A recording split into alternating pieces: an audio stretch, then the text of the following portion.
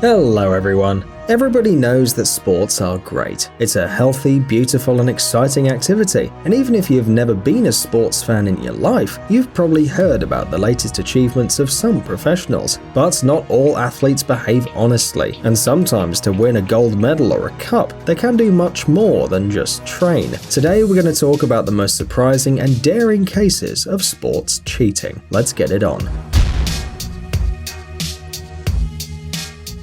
Tonya Harding. Boris Onischenko.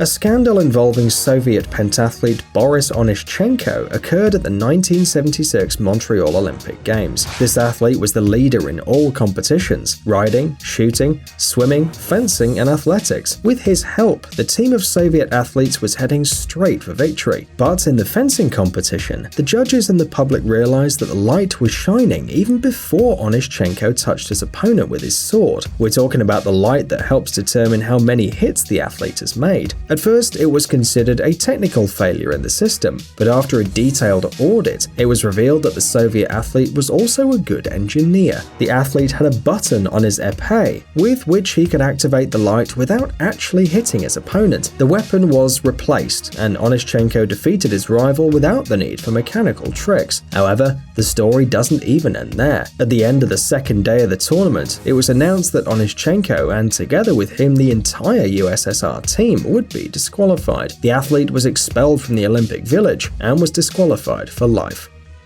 Sergio Matsoan. To receive a cash prize for participating in the 1999 Comrades Marathon, it was necessary to finish in the top 10, and Sergio Matsoan did it without any problems. He finished 9th and was ready to get his money, but happiness didn't last long. The judges, having reviewed the race, noticed that Sergio had left the race several times for a short time. You're probably wondering what the problem is. Maybe the runner wanted to go to the bathroom. Well, that is possible, but how do you explain that every time Sergio returned to the race, his wristwatch moved from one hand to the other? The judges found this very strange and carried out an investigation that confirmed the fraud. It turned out that instead of Sergio, a part of the marathon was run by his twin brother, Fika. Yeah, boy. And the men changed places several times throughout the race. While one brother was running, the second was catching up with him on a bicycle. The cunning athlete was disqualified for 11 years, but the scammer didn't change. In 2010, he returned to the tracks and was disqualified again, but that's another story. The Spanish Paralympic team.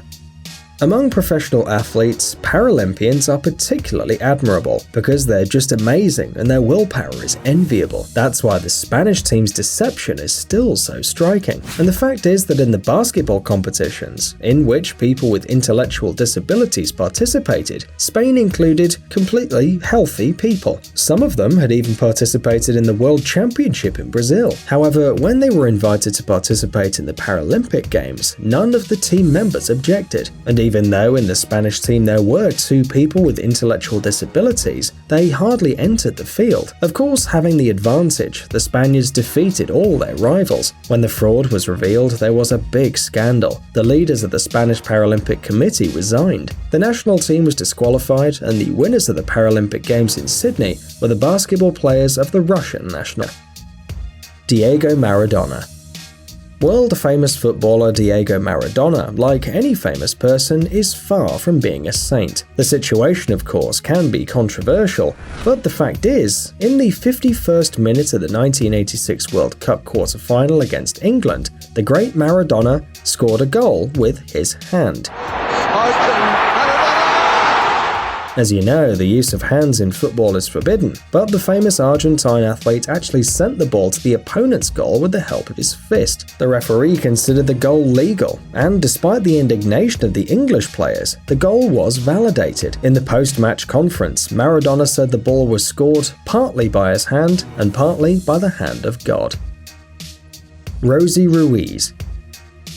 Imagine that an unknown athlete comes to town and unexpectedly wins the marathon with one of the best female results in marathon history of all time. You may think she's a talented person who until now had been in hiding, but the fact is that Rosie Ruiz ran the Boston Marathon with a record time of 2:31:56, and at the finish line she looked too good for a person who'd just gotten over such a long distance. In addition, she could vaguely remember the details of the race, and the judges and other runners didn't remember her in the group of leaders. A little strange, isn't it? Everything became clear thanks to two witnesses who said that Ruiz entered the race from the crowd 1 kilometer from the finish line. Other people remembered seeing the runner in the subway. That way she ran through most of the marathon. It's not a bad idea in case you don't have a twin sister. As a result, Rosie was disqualified, and marathon organizers now use special chips.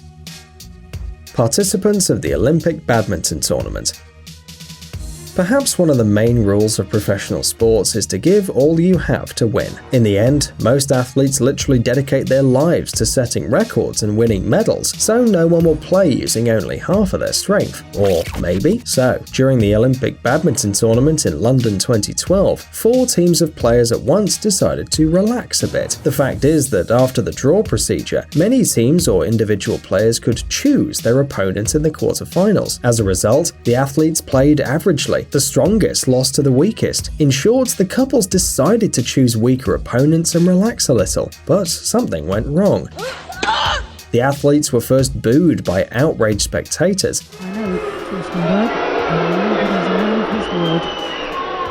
then shamed by judges, and finally disqualified, accused of not using their best efforts to win a match, and conducting themselves in a manner that's clearly abusive or detrimental to the sport. Do you think that was fair? Roberto Rojas.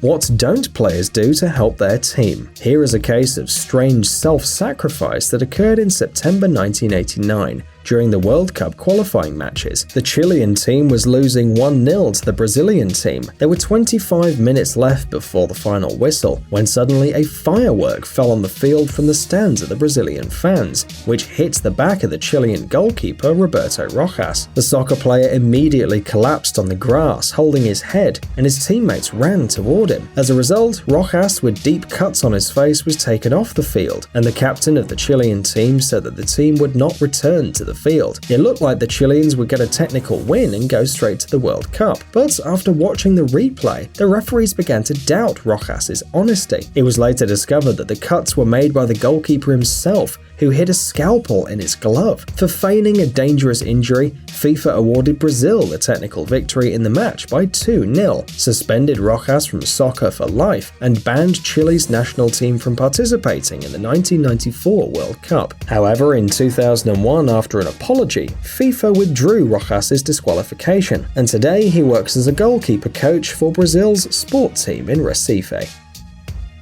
Femke van den Drijke. Did you know that in addition to conventional doping, there is also mechanical doping? In other words, making illegal changes to the sports equipment. Femke van den Drijke, a famous 19-year-old Belgian cyclist, was one of the first to do this at the World Championship. As a result of the radio frequency analysis in the frame of the bicycle, they found a hidden engine, which converted a usual bicycle into an electric bike. The device helped the athlete to ride faster, and therefore can be considered as doping. During the race, she dropped out for technical reasons, which led to the verification of her bicycle, which turned out to have this little secret. However, she of course immediately stated that the bike belonged to a friend, and that her mechanic accidentally got confused, and the girl didn't even notice the change. Well, what can we say? Anything could happen, right? Many athletes confuse their bikes, and then their wheels just spin by themselves. Psst, dude, are you looking for new technologies and great gadgets? Are your thoughts focused on the future? Do you love huge vehicles and can't imagine your life without robots around you? Then visit TechZone, and you'll find all this and more. The link is in the description. You interested? Great.